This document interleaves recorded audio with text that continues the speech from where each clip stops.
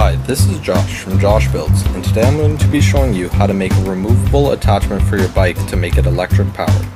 And you can see the test to see how it works at the end.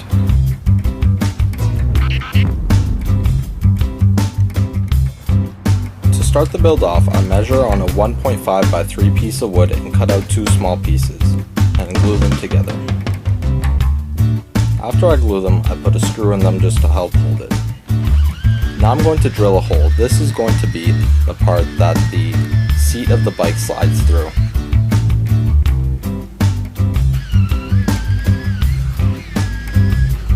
Once I drill it, I have to wiggle the drill bit side to side just to make the hole a little wider. And then the seat fits through perfectly. Now I'm going to attach a hinge on the back.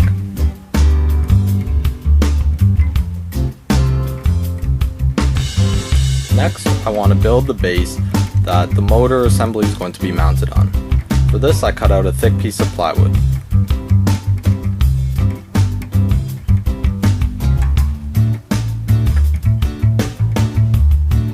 Now I want to cut out the middle as well, so I'll drill a few holes so I can cut the middle out.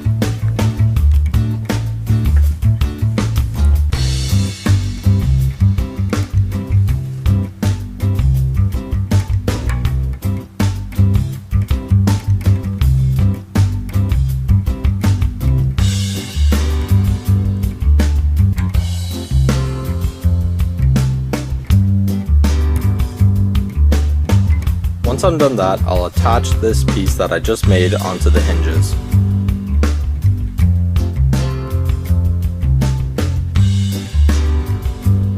Now I'm going to start working with the motor. I'm going to attach a wheel onto the motor. For this, I cut out a few pieces of clothes hanger and flattened the end.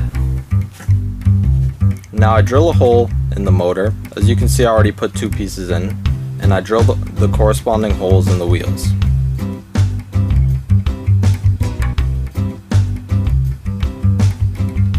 Now as you can see, the wheel fits right over the motor's holes, and then I push the other 2 pieces in and hammer them into place, the 2 flat ones.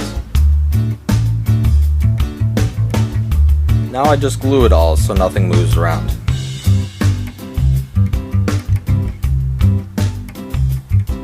Next I'm going to build something to hold the motor in place.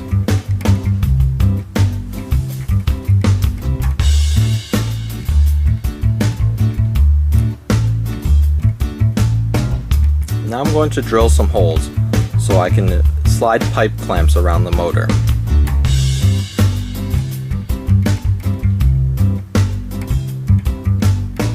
I grab the pipe clamps and slide them around the area where the motor will be.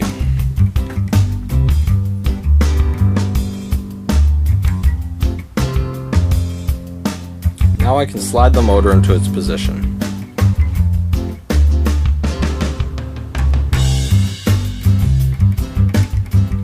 Tighten down the pipe clamps. Now you can see how it fits right on top of the bicycle. Now I need to attach something to hold the battery in place so it doesn't slide around.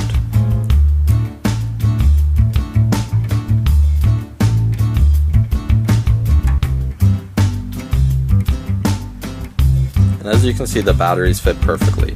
The batteries I used were actually too big. They had an excess of amperage, so you could use something about half the size. And I wired up the 2 batteries in series with each other and a normal house switch in between. Now I drill a hole so our motor assembly doesn't rotate and stick something through it. I end up drilling a bigger one later. Now you can see the test, and when I turn the switch it goes backwards. So I reverse the wiring, and then when I flick the switch it now travels forwards. And then I stick something a little bigger through the hole, in a little bigger hole so it doesn't move around. And when I lift it off the ground you can see it spins. Now here's a quick test. Fast forward it to 4 times. Now one last change I did was I made a wheel on a lathe, and this has a little bit of a lip so it doesn't slide around, and attach that onto the motor. Either one worked though. Now here's the final test. It takes a while to start up. It would be much quicker if I pedaled as well, which I can do, but I tried not to pedal much just so you can see how much it powers itself. Going up the hills is a little slow because the motor isn't the most powerful, but it's easy to just pedal along with it because the motor's doing most of the work anyways. And of course you can go a lot faster if you pedal as well, and it'll also be easier to pedal because the motor's doing a lot of work for you. But I try not to pedal too much for this test.